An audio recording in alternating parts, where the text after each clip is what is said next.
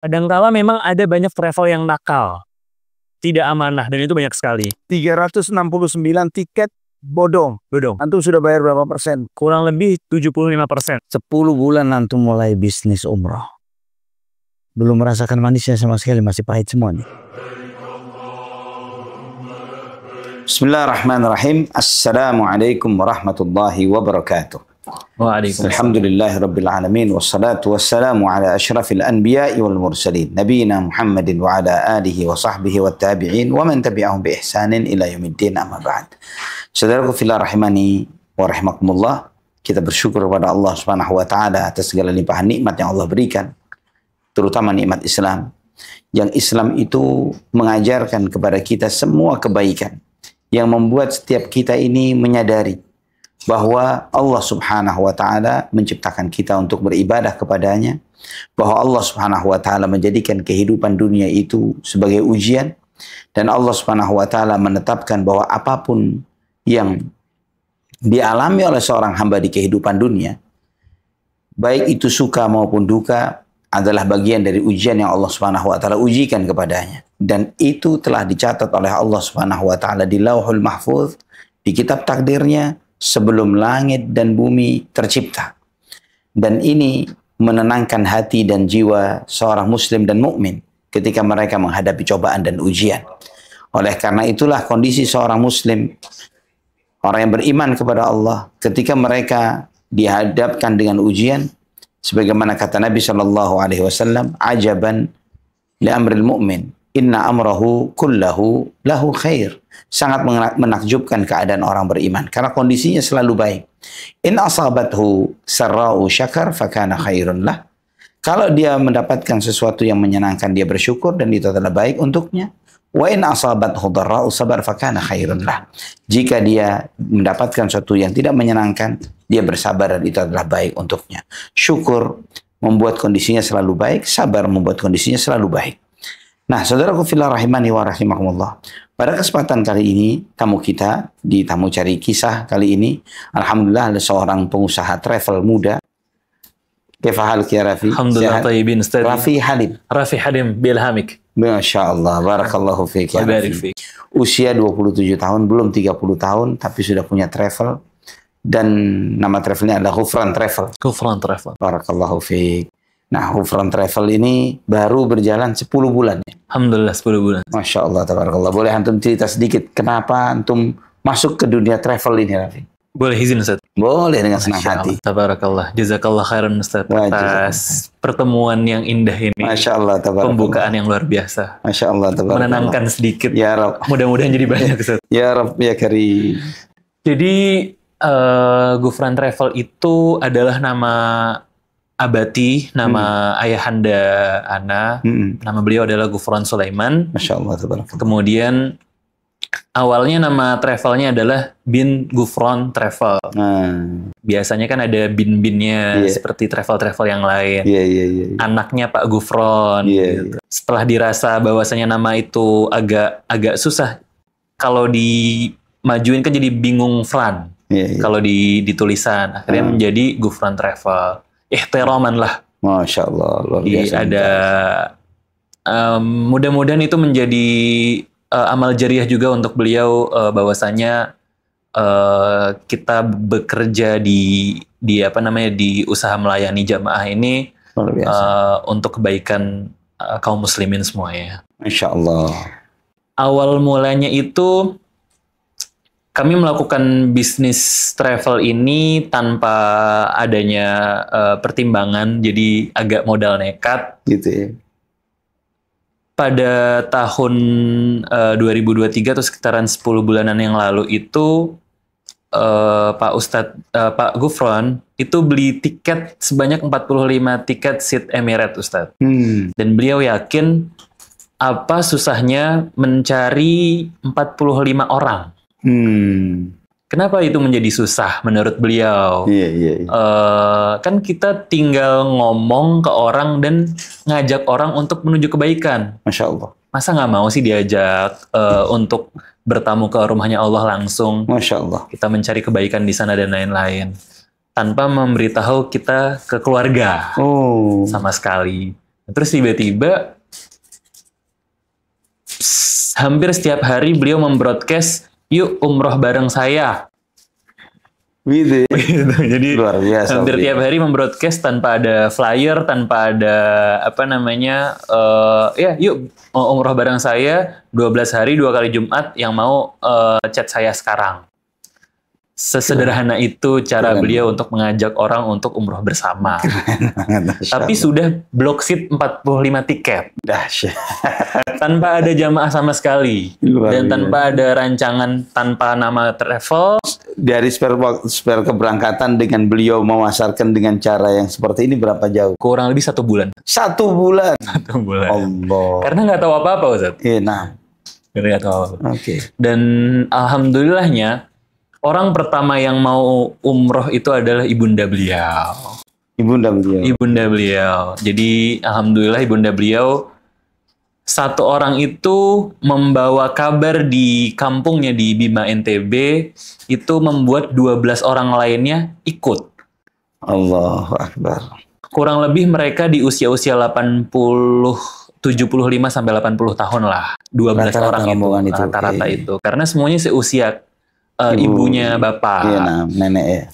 Usianya nenek. Nah, Masya Allah. Dan di keberangkatan pertama kita, dari hampir kurang lebih 12 orang dari Bima NTB itu, karena mereka datang dari daerah, bukan dari Jakarta, datang dari daerah, mereka nggak mau tahu kalau sudah bayar, let's say angkanya 25 juta.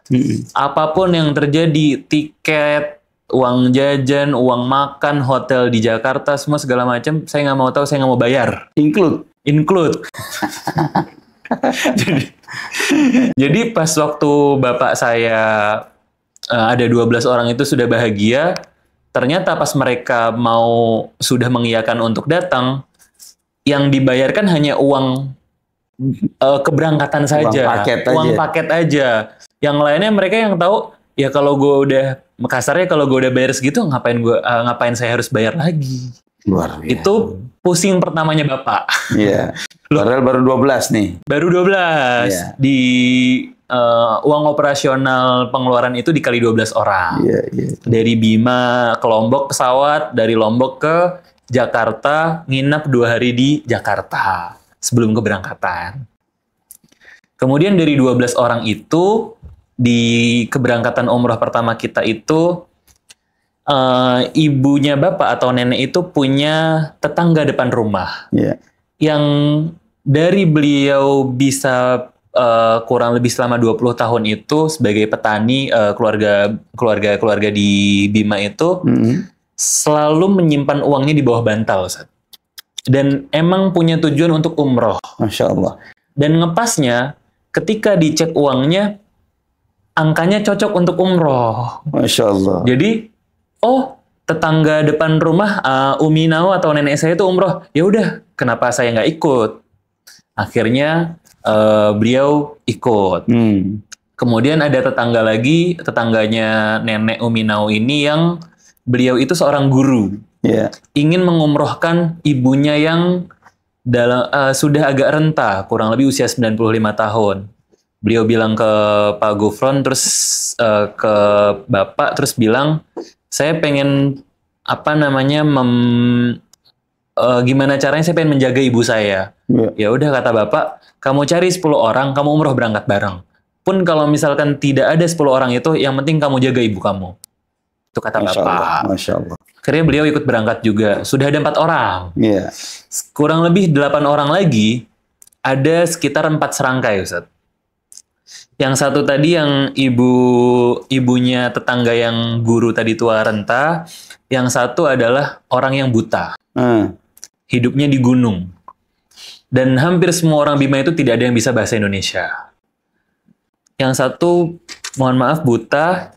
Yang satu lagi itu pikun. Tidak bisa mengingat apapun dan tidak tahu apapun kecuali temannya yang buta. Ini calon penumpangnya, calon keberangkatan semua berkebutuhan khusus semua. Alhamdulillah, semua berkebutuhan khusus. Alhamdulillah. Dan yang terakhir itu yang sesak nafas. Kurang lebih 1 menit jalan kaki, minta berhenti. 1 menit jalan kaki minta berhenti. Kemudian yang lain-lain yang menemani.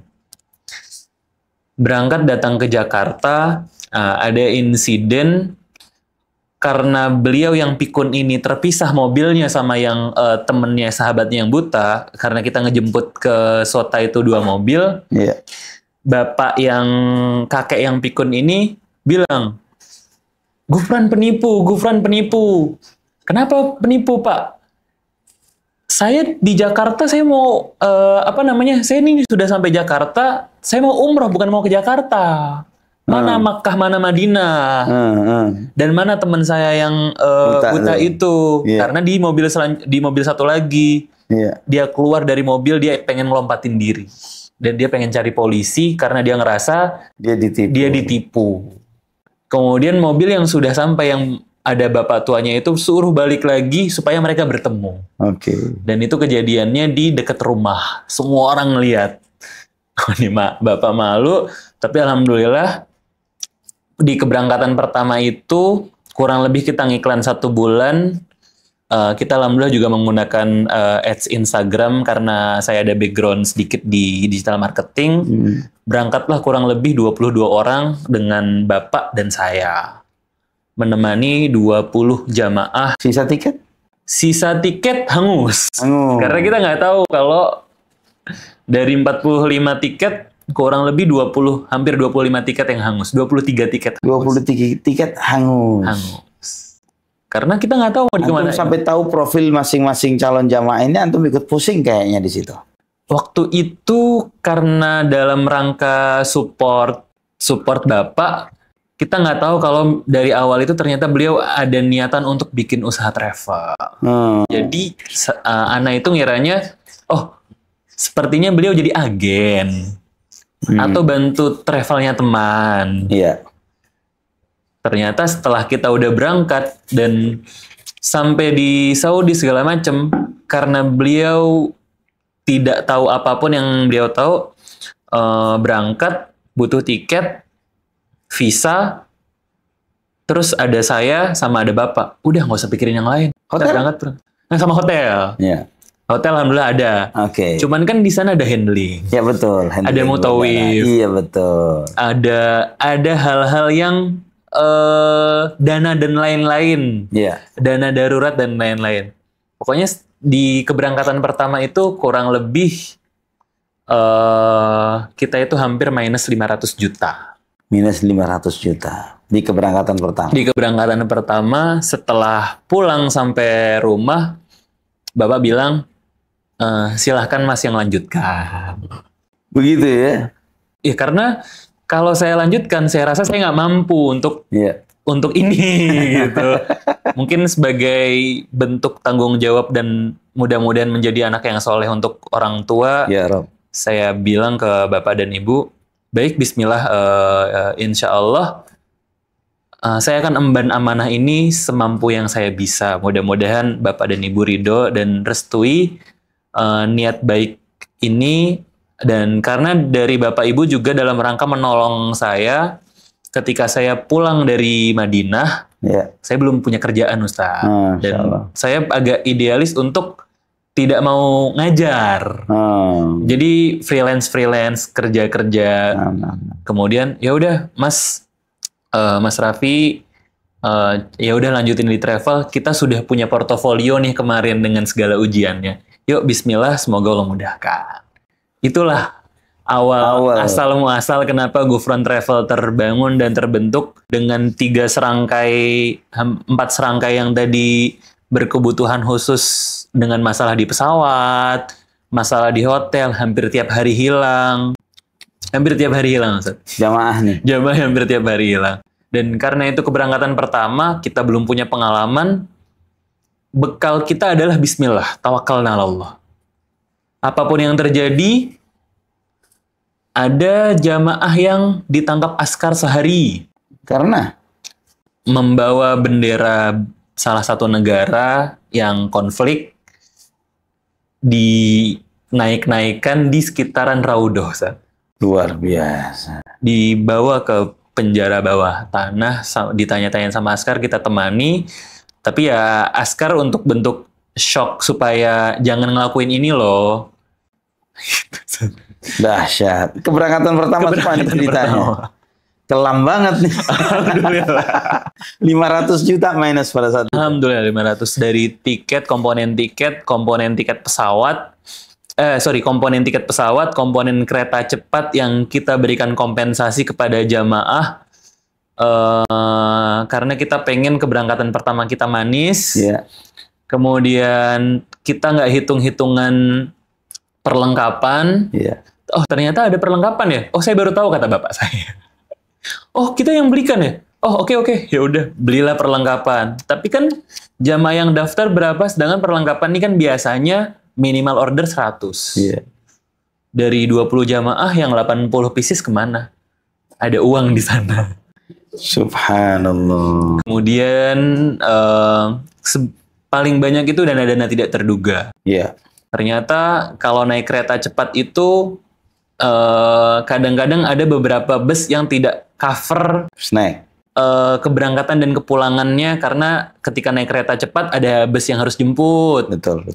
Kemudian makan di Toif, telefrik, tobogan. Balik lagi, ketika kita dapat jamaah dari daerah, mereka nggak mau tahu ada bayar apapun. All in. Bayarnya let's say waktu itu tuh 24 juta 12 hari. Hotelnya dua-duanya bintang 4. Setelah kita hitung-hitung, karena cuma 20 orang, harusnya per kepala tuh bayar 32-an. Sampai 34. Ada kurang lebih 10 juta selisih di sana. Iya. Belum lagi yang kebutuhan khusus itu pasti butuh handling khusus. Butuh kursi roda. Dan lain-lain. Dan alhamdulillah di keberangkatan pertama itu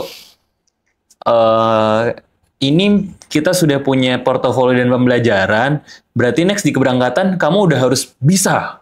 Dan gitu ya. Dan kamu tuh sudah bisa melayani jamaah. Kamu harus perfect lah. Itu bagaimana ayah antum mensupport antum gitu supaya jangan ngeluh. Oke, pertanyaan Ana nih. Respon jamaah yang keberangkatan pertama sepulang umroh, gimana respon mereka terhadap Ghufran Travel? Atau cikal bakal Ghufran Travel nih, masa belum jadi Ghufran Travel nih? Alhamdulillah hampir semua yang berangkat semuanya jadi keluarga, Ustaz. Begitu ya? Alhamdulillah semuanya kita saling mengerti, kita dekat, dan hampir semua jamaah itu selalu merekomendasikan kita. Bahkan yang dari Lampung itu taunya dari Google, dari Instagram. Iya. Datang ke Tangerang ketemu sama kita. Waktu awal itu Ghufran Travel bukan kantor, sampai sekarang pun bukan kantor. Itu rumah orang tua yang ada tulisan Ghufran Travel spanduknya aja. Orangnya datang kemudian bertanya-tanya, saya ingin mengumrohkan bapak ibu saya bersama saya. Beliau berangkat dari Lampung dan beberapa kali pun kalau misalkan ke Tangerang atau ke Jakarta beliau mampir ke kantor untuk bersilaturahmi. Dan hampir semua jamaah itu selalu merekomendasikan dan mengiklankan kita mulut ke mulut biasanya dengan usianya mereka. Masya Allah. Dan yang lumayan kita belum bisa handle di keberangkatan pertama menjadi pembelajaran, jamaah yang dari Lampung itu bertiga, ayahanda beliau ketika hampir semua jamaah kecapean kelelahan ibadah, karena kita ada tahajud dan lain-lain, diperakasai oleh ayahanda saya juga. Beliau sampai hari ke-12 sehat. Saat kepulangan ternyata menggigil. Ketika sudah sampai Jakarta masih menggigil, sampai Lampung innalillahi wa inna ilaihi raji'un. Beliau meninggal dunia di keberangkatan pertama kami. Husnul khatimah. Amin, amin ya rabbal alamin. Mudah-mudahan Allah berikan catatan penting yang Ana ambil ya, Ana tangkap dari cerita antum itu dahsyatnya nenek antum ketika ayah antum pertama kali membuka bisnis ini begitu ya, dan beliau men-share dengan sangat sederhana umroh bersama saya begitu. Di saat banyak orang belum bisa percaya, ibu tetap yang paling bisa percaya terhadap anaknya. Masya Allah. Hafizahullah. Hafizahullah. Masya Allah. Tabarakallah. Luar biasa itu kualitas seorang ibu yang tidak bisa digantikan oleh siapapun. Yang kadang orang terdekat kita itu masih suudzon dengan kita, tapi bukan seorang ibu. Insya Allah beliau selalu memberikan support yang terbaik. Masya Allah. Masya Allah. Dan itu pun yang Ana rasakan sekarang di Gufron Travel. Yeah. Semua status WA Ibu Ana semua tentang Gufron Travel. Hampir tiap hari nggak pernah enggak. Begitu ya. Setiap grup-grup keluarga RT, RW, lihat anak saya. Dan itu kadang kan orang tua ketika ketemu sama kita tidak memperlihatkan kebanggaan, mungkin ya ada gengsi di sana. Tapi di ibu-ibu sekitaran RT RW, nama kita tuh harum sekali. Yang membuat saya, loh, ibunya Mas Raffi tuh selalu ngomongin Mas Raffi loh, selalu bangga sama Mas Raffi. Oh, wow, gitu, Masya Allah. Dan itu yang membuat kita, alhamdulillah, kita bahagia sekali mempunyai orang tua yang suportif. Alhamdulillah, tetap mohonkan doa dari mereka untuk antum. Baik, keberangkatan berikutnya, berapa jamaah? Keberangkatan berikutnya, ternyata apa yang dibilang oleh ayahanda itu tidak sepenuhnya benar, Ustadz. Oke. Ketika kita sudah punya keberangkatan pertama, kita kosong 3 bulan. Ternyata walaupun kita pernah memberangkatkan, tapi ada namanya legalitas PPIU. Iya. Kita belum punya. Kemudian bisa aja itu di Karang-Karang dan lain-lain. Kantornya di rumah. Kalau travel beneran harusnya kantornya yang gedung. Iya. Dan lain-lain. Tidak ada yang percaya.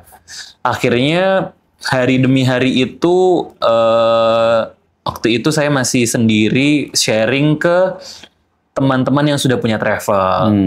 Day to day itu berguru ke ketok pintu travel untuk meminta ilmu dan lain-lain. Dan wallahu alam bisawab, mungkin rata-rata owner travel itu sibuk dan agak susah ditemui gitu. Jadi ketika kita mau menimba ilmu untuk sharing, karena kesibukan masing-masing, dan akhirnya di sekarang 10 bulan ini mulai sedikit memahami gitu bahwasanya yang dipikirkan sama mereka itu jamaah yang banyak, tanggung jawab, bagaimana mereka nyaman. Akhirnya yang dulu sempat saya mikir, ya Allah kok pada begini, ternyata ada hal lain yang kita belum tahu gitu. Saya ada dari suuzon menjadi husnuzon. Jadi husnuzon antum ke mereka. Alhamdulillah akhirnya begitu. Wajar, setidaknya mereka itu sibuk ini bukan sok sibuk. Betul, gitu. Betul. Mereka benar-benar sibuk untuk memikirkan jamaah yang sedang mereka preparing untuk mereka berangkatin gitu ya. Betul. Dan rata-rata itu kemudian saya mencoba mencari bagaimana caranya orang percaya, orang mau, dan orang berangkat sama kita, padahal masih baru. Ternyata setelah 3 bulan kita strategi 1 gagal, strategi 2 gagal, strategi terus-menerus tiap hari kita evaluasi, kok belum ada yang nyangkut. Gitu ya. Bahkan pernah ada 3 orang nyangkut, sudah bayar DP per kepala waktu itu kurang lebih 15 juta. Dapat 45 juta. Setelah 1 bulan, 3-tiganya cancel. Alhamdulillah cancel. Dan kenapa cancel? Karena dari 1 keberangkatan hanya 3 Ustadz yang daftar. Kan agak mustahil kita berangkatkan juga kan. Ya alhamdulillah mereka meminta cancel. Akhirnya kita mulai coba cari cara lagi. Bagaimana caranya bisa memberangkatkan jamaah. Kemudian kita menggunakan cara, waktu itu kita belum tahu tentang peraturan dari Kemenak dan lain-lain. Kita baru mulai kita belum juga mendaftarkan di PPIU. Kita tidak tahu banyak peraturan karena kita setiap mengetok pintu tadi kan banyak yang tidak bisa kita ajak sharing. Akhirnya udah kita jalan sendiri. Kita bikin umroh itu kurang lebih hanya 19 juta. 19 juta, dan ternyata yang daftar itu waiting list sampai 300-an orang. Tapi waktu itu di 10 bulanan yang lalu. Dan alhamdulillah kurang lebih 100-an orang alhamdulillah sudah berangkat. 100 orang sudah berangkat. Dan itulah cikal bakal itu waktu itu keberangkatan di tanggal 28 Februari dan 29 Februari 2023. Dan dengan segala drama-drama yang lain yang ada lagi. 2024 maksudnya? 2002. Sekarang 2025. Iya betul, 2024. Astagfirullahaladzim. Iya benar. 2024 ya. Iya, 28 dan 28 Februari 2004 dan 29 Februari 2024. 100 orang alhamdulillah. 100 orang. Profit itu keberangkatan. Belum. Karena kan tahun keberangkatan sebelumnya ada minus 500. Oke. Enggak, tapi di keberangkatan ini untuk yang ini kalau tidak dihitung dengan kalau tidak dihitung dengan minus, di saat itu ada surplus. Alhamdulillah kita waktu itu cuman ambil tipis. Iya. Dapat 50.000 100.000 alhamdulillah. Alhamdulillah. Jadi surplus. Alhamdulillah. Nutup ya untuk keberangkatan itu oke lah. Keberangkatan itu alhamdulillah nutup. Paling banyak keberangkatan berapa banyak antum sekali dalam sebulan itu? Sebulan paling banyak nanti di Februari bulan depan Ustaz. Kalau yang selama ini paling banyak itu di Februari tahun 2023 itu 24. Astagfirullahaladzim. Februari 2024. Nah, ini agak-agak udah mulai kurang fokus. Yes, gitu. Ya, nah. Nanti anak akan tanya, ini apa yang bikin kurang fokus nih? Gitu. Okay. Februari 2024 dan April 2024. Setelah itu mungkin katanya karena pemilu dan lain-lain, di Agustus, September, Oktober, November, Desember itu hanya satu bus atau satu keberangkatan, alhamdulillah. Tapi di Februari dan April itu kita alhamdulillah 2 bus. Oh, alhamdulillah. Namun perjalanan di bulan April 2024 kita itu waktu itu punya 2 bus. Kita sudah bayarkan hotel itu sejak 4 bulan yang lalu lunas. Oke. Karena kita ngeblok 2 hotel. Kita ngeblok semua hotel. Bagaimana caranya supaya jamaah sudah dapat kepastian hotelnya. Walaupun waktu itu masih kita target hanya 45 orang. Kemudian setelah itu jamaah sampai ke Jeddah. Tim yang kita bangun kurang lebih 3 bulan terakhir dari Januari sampai April itu, dari Februari sampai April, nelpon ke kita bilang, bos, semua hotel di cancel. Ada yang berani bayar 2 kali lipat, 3 kali lipat. Jamaah udah di Jeddah. Kita semua udah di Jeddah. Saya telepon ke tim yang di Mekah, cari kantornya, datengin kantornya, bilang kenapa. Alasan pertama sistem down. Alasan kedua tadi ada travel lain yang berani membayar lebih. Jadi kita tanya ke satu sama yang kedua tuh ada perbedaan jawaban. Harusnya per kamar itu kan sekamar berempat, bertiga atau berdua Ustaz. Quad, double, triple. Betul. Semua jamaah itu kita kasih Royal Suite. Ada 2 bus. Royal Suite sekamar bisa ber-6, ber-7. Itu kompensasi yang kita berikan kepada jamaah. Antum beli ulang nih. Kita beli baru dengan harga hari itu. Yang harusnya kita dapat harga 4 bulan yang lalu dengan range yang jauh lebih murah. Ternyata di harga hari itu. Harga hari itu, subhanallah. Allahu Akbar. Keberangkatan itu pasti minus lagi nih. Alhamdulillah. La haula wala quwata illa billah. Minus di keberangkatan pertama yang bareng sama banyak yang berkebutuhan spesial. Di Februari ada 2 bus dan di April ada 2 bus itu hampir semuanya, mungkin kita berani bilang 95%-nya puas dengan segala kompensasi yang kita berikan. Jadi ada keterikatan batin dan personal dengan antara Gufron dan hampir semua jamaah. Masya Allah. Gufron Travel nih. Gufron Travel. Karena takutnya kita nyebut Gufron doang tanpa travel, takutnya nyangkut ke yang lain. Gitu ya. Atau Gufron. Masya Allah. Subhanallah, anak tadi sempat menyimak antum katanya lagi dikejar-kejar, di kontak-kontak, dicari-cari dari anggota dewan dan yang lain sebagainya. Ini ada cerita apa nih? Alhamdulillah, sepekan terakhir. Polisi juga ya? Alhamdulillah. Gitu ya? Ada juga polisi. Ada cerita apa itu? Kita di industri travel ini kan kita adalah perpanjangan tangan kan. Kita agent yang berusaha semaksimal mungkin untuk bisa memberikan dan dititipi amanah oleh jamaah untuk keberangkatan mereka, mengarrange keberangkatan mereka ke ke Saudi Arabia, ke Makkah dan Madinah untuk melakukan ibadah umroh dan lain-lain. Pada poinnya, the principle is tetap pihak hotel dan pihak maskapai. Kita tidak bisa ganggu-gugat kebijakan dari mereka.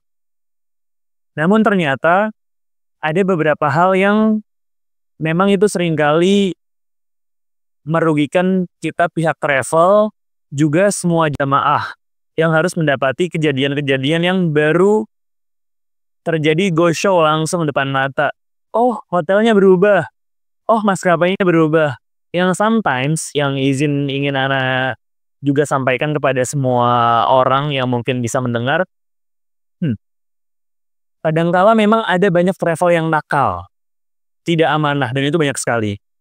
Namun kadang kita juga harus mendengar dari sisi apakah pihak travel itu beneran nakal atau dia punya klarifikasi yang clear dengan adanya bukti-bukti. Bisa jadi dia juga sebagai korban. Namun tetap pihak travel harus memberikan solusi, opsi, kompensasi, dan tanggung jawab. Tidak boleh lepas ditipu, tidak orang yang bekerja sama dengan vendornya tidak amanah dan lain-lain. Namun bagaimana caranya pihak travel itu harus cepat mengambil keputusan, problem solving yang baik, kemudian berkomunikasi dan transparan dengan seluruh jamaah, dan mencarikan mitigasi resiko dan solusi terbaik walaupun mungkin akan memberikan kerugian yang sangat amat banyak. Namun gimana caranya ketika kita sudah berada di industri ini, di industri jasa dan servis ini, maka setiap keluhan kekurangan dari jamaah, bagaimana kita mencari jalan tengah yang sama-sama membahagiakan. Sometimes tidak membahagiakan dengan kita, sometimes tidak membahagiakan juga untuk jamaah, tapi harus transparan. Harus terbuka dan mencari jalan keluar tengah dengan dialog. Yang akhirnya, kurang lebih sepekan terakhir itu, kejadian ini menimpa Gufron Travel dan pihak travel yang bekerja sama juga dengan kita. Bukan Gufron Travel sendiri. Gufron Travel sendiri. Kita bekerja sama dengan salah satu anak travelnya Gufron, atau bukan cabang, partner. Yang kita membuat project Turki plus umroh, Ustaz. Turki plus umroh. Jadi lama di Turkinya baru? Di Turkinya baru, umrohnya kurang lebih di Mekah Madinah kurang lebih 96 jam. 2 hari di Makkah dengan umrah dan city tournya, 1 hari di Madinah. 6 hari kurang lebih di Turki. 6 hari di Turki. Ini mungkin juga jadi masukan buat Ana setelah kejadian ini. Ketika kita terlalu percaya sama orang di industri ini, maka siapapun orangnya bisa jadi itu tidak amanah. Ya. Kenapa? Karena ada uang orang atau jamaah yang diamanai ke kita, dan itu gimana tidak sedikit. Sangat besar, dan ketika kita mencari vendor untuk bekerja sama, maka kita harus tahu A sampai Z info dan profilnya beliau, kemudian legalitasnya, PT apa, kemudian track recordnya, dan yang paling penting, ketika mau mengambil keputusan besar, kita harus meminta sama Allah Subhanahu wa Ta'ala untuk apakah ini keputusan terbaik, dan harus istikharah. Allah barik. Itu yang menjadi pembelajaran Ana, yang ternyata semua hal yang tadi harusnya Ana lakukan, ya udah bismillah aja. Jadi modal nekat, Ustaz. Jadi keberangkatan Turki plus umrah gitu. Berapa harganya? Jadi karena ada kurang lebih hampir 200 sampai hampir 300-an orang yang daftar, ada yang harganya 22,5, 23 juta, 24 juta, dan 25 juta, menyesuaikan dengan batch mana yang beliau masuk.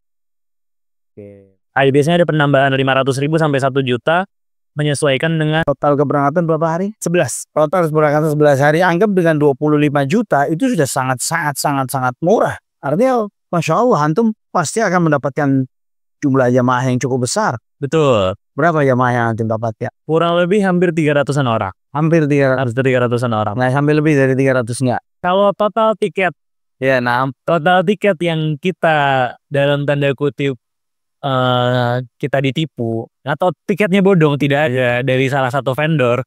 Total 369 tiket tidak. 369 tiket bodong. Antum sudah bayar berapa persen? Kurang lebih 75%. 75% harga tiket. Ada beberapa keberangkatan yang 100%, 25% dan 75%. Jadi apa uang yang gila? Wow. Sekian M maksud. Sekian M ya? Yep. Oh. Cara ngalinya mungkin 25 juta dikali 369 gitu saya. Dan dengan ganti rugi. Karena banyak ganti rugi material dan non material, juga tanggung jawab moral yang harus kita lakukan. Dan itu mungkin ada ganti rugi material yang antum harus tanggung. Harus. Subhanallah. 369. Baik. Sekarang pertanyaannya, mereka tetap berangkat atau gimana? Alhamdulillah hampir semua 369 jamaah ini tetap kita berangkatkan. Itu menjadi tanggung jawab kami. Tetap berangkat mereka? Tetap kita berangkatkan. Kita berusaha berangkatkan dengan opsi-opsi yang tentunya jamaah memiliki rasa kekecewaan karena kenapa bisa pihak travel mendapatkan tiket yang bodong? Yeah. Harusnya pihak travel profesional dan tidak mungkin mendapatkan tiket bodong. Namun ketika nasi sudah menjadi bubur, maka apa yang kami sampaikan adalah kami memberikan beberapa opsi di keberangkatan A, B, C menyesuaikan dengan cash flow yang kita punya, lebih cepat, lebih baik. Namun ketika jamaah ada yang sudah sangat amat merasa lebih baik saya mencari travel lain. Itu lebih mudah-mudahan itu pilihan yang sama-sama baik untuk kita semua, sehingga kita refund uang yang sudah disetorkan. Oke. Ada banyak yang refund. Dari setiap batch, mungkin satu batch kan ada 45 orang, Zak. Mungkin ada sekitar 5 orang. Dari setiap batch Total batch berapa banyak? 1, 2, 3, 4, 5, 6, 7, 8. Karena ada yang keberangkatan Januari, Februari, beda-beda tanggal juga saya. Jadi kurang lebih hampir 369 in total. total dengan ada yang plus Turki, ada yang tiket biasa, dan ada yang Desember. Namun yang Desember itu kapan? Tanggal 20 Desember. Kemarin atau besok? Sudah. Sudah berangkat ya. Jadi di tanggal 20 Desember itu kurang lebih 10 hari jamaah mau berangkat. Tiba-tiba pihak vendor ini nelfon ke kita dan bilang, izin bang, Afwan, PNR antum tercancel. 10 hari mau berangkat, Ustaz. Ada 90 tiket yang sudah Ana beli untuk berangkatan Desember di tanggal 20. Dan itu yang membuat Ana belajar bahwasanya 90 orang ini itu juga ada kerjasama dari 2 travel, Ana dan salah satu travel teman dekat juga di Madinah. Beliau beli tiketnya kurang lebih 45 jamaah dan kami mengambil sisanya dengan keberangkatan jamaahnya Gufron. Kemudian dari jamaahnya Gufron, kita berusaha semaksimal mungkin untuk menjadi pedagang yang jujur. Kita jelaskan semua kronologinya A sampai Z dengan bukti-bukti apapun yang bisa menjadi justifikasi bahwasanya kita tidak pernah melakukan hal yang tidak benar. Bukti transfer sebutuhnya kita berikan, kemudian kita telepon pihak jamaah dan kita ceritakan kronologinya A sampai Z. Ada yang langsung menerima telepon kurang lebih 2 menit, alhamdulillah clear. Ada yang 10 menit, ada yang 2 jam, ada yang 4 jam, ada yang 6 jam. 6 jam calling, jam untuk menenangkan ya, atau menurut mereka itu nggak logis. Gimana caranya tiket yang harusnya ada itu nggak ada? Kenapa bisa terjadi? Dan yang lumayan berat itu adalah jamaah-jamaah yang berangkat dari Australia, berangkat dari Singapura, dari luar negeri. Mereka sudah membeli tiket terusan gitu ya? PP biasanya. Iya, betul. Namun di case-nya Desember, alhamdulillahnya memang agak lumayan banyak yang harus kita cover. Dan dari 90-an jamaah yang terdaftar, itu kurang lebih hampir 20%-nya cancel. Dan itu kan jadi kerugian. Iya. Semuanya sudah kita bayarkan, hotel. Nah, harus hangus tiket untuk pembayaran hotel, tiket dan lain sebagainya. Iya. Di satu sisi, dan di sisi yang lainnya antum harus mengembalikan biaya yang telah dibayarkan oleh kita. Kita harus refund. Dan dari 90 tiket itu, karena yang cancel itu seatnya nggak ada, otomatis itu sudah kita bayarkan dan kita nggak dapat cashback dari seat yang hilang. Karena 100% sudah kita bayarkan. Subhanallah. 10 bulan antum mulai bisnis umrah. Belum merasakan manisnya sama sekali, masih pahit semua nih. Menurut Ana sih, rasa manis yang Ana dapatkan itu adalah kepuasan jamaah. Itu kemanisan yang antum rasakan, nikmat yang antum rasakan. Ketika jamaah, sometimes jamaah itu mau menggunakan lanyard Gufron Travel kemanapun pergi. Masya Allah, tabarakallah. Di grup-grup RT RW-nya suka, saya pakai Gufron Travel, semua krunya 100% anak muda. Yeah. Jadi hampir semua tim yang Ana bentuk, dari 30-an orang staff itu hampir semuanya Gen Z, Ustaz. Oh. Jadi di bawah 26 tahun semua rata-rata. Masya Allah, Masya Allah. Dengan segala apa yang kita miliki, dengan segala tantangan yang antum hadapi begitu ya. Dari tim Saudi pun semuanya kita ambil tim-tim yang masih muda-muda, yang mudah-mudahan energik, dengan pola yang sama. Kita samakan visi dan misi.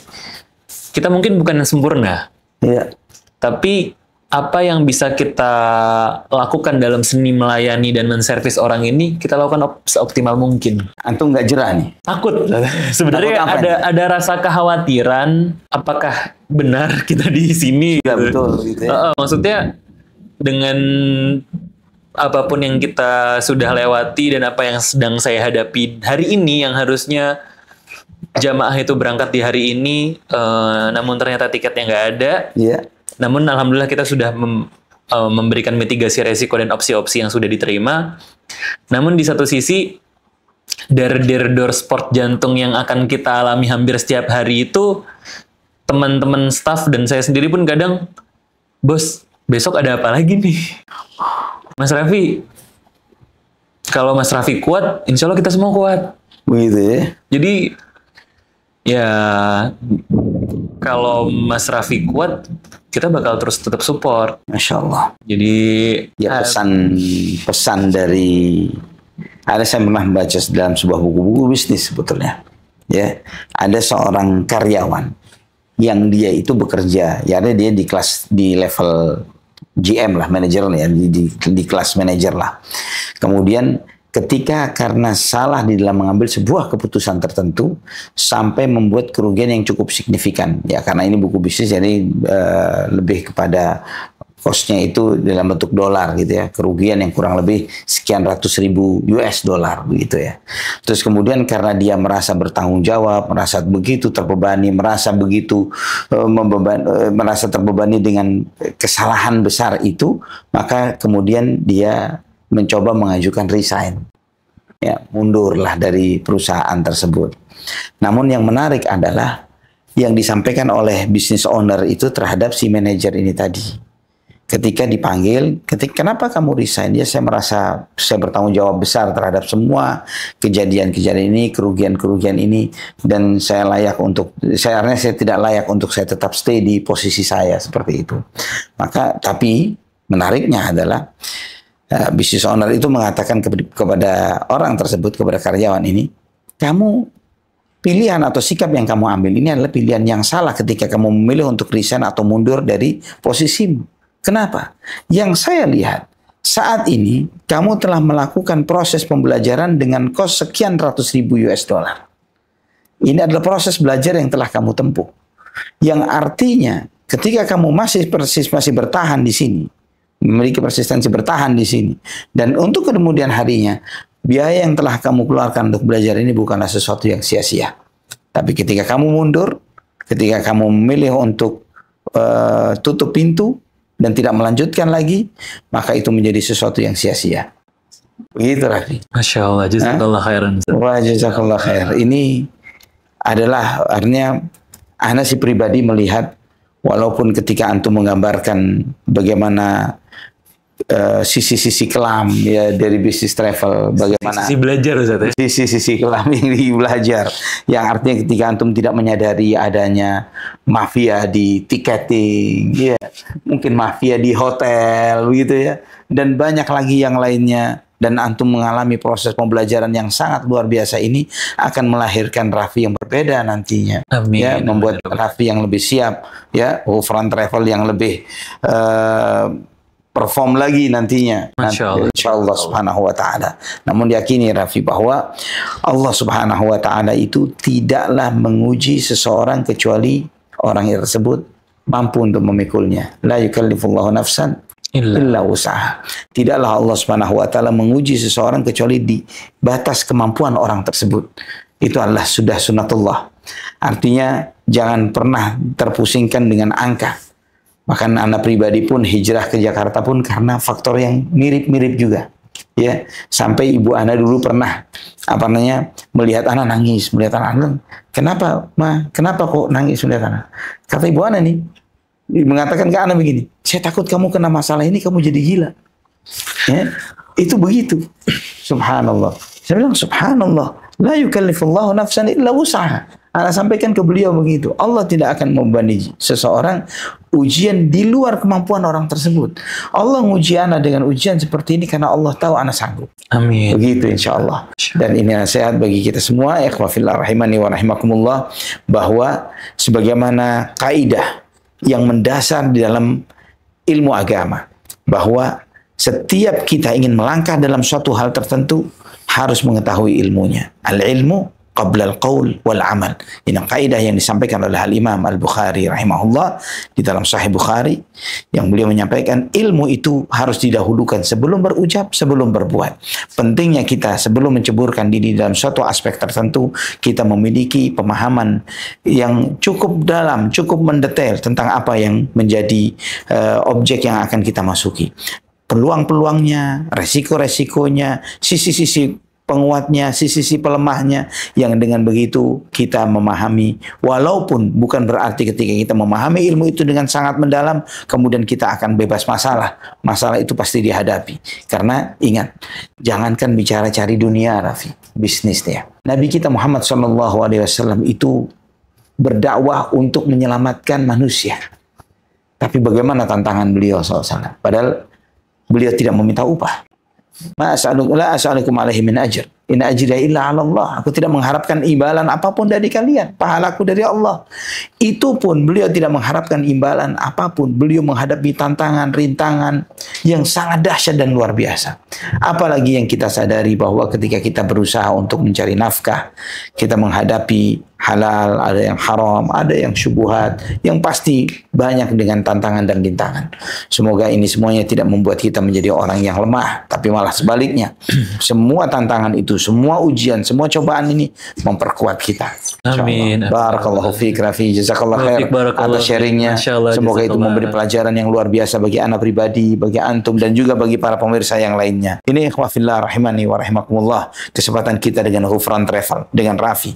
Bagaimana beliau masih muda, di usia 27 tahunan, dengan tim yang sebagian besarnya bahkan keseluruhannya dari Gen Z, dan kemudian menghadapi masalah yang sangat luar biasa dengan cobaan-cobaan dan rintangan, dan mereka mencoba menghadapinya dan menyelesaikannya. Semua jamaah yang kemudian yang awalnya merasa mungkin tidak berangkat, tapi ternyata mereka semua diberangkatkan, dan kemudian mereka mengendorse, dan ini mereka tidak mengetahui bagaimana apa yang terjadi di balik layar Ghufran Travel yang begitu luar biasanya. Barakallahu fikum. Semoga Allah Subhanahu wa taala memberikan kemudahan bagi saudara kita Raffi dan juga Ghufran Travel, dan juga Allah Subhanahu wa taala memberikan kemudahan bagi antum semuanya dalam segala urusan kehidupan kita dunia dan akhirat. Wassalamualaikum warahmatullahi wabarakatuh. Waalaikumsalam warahmatullahi wabarakatuh.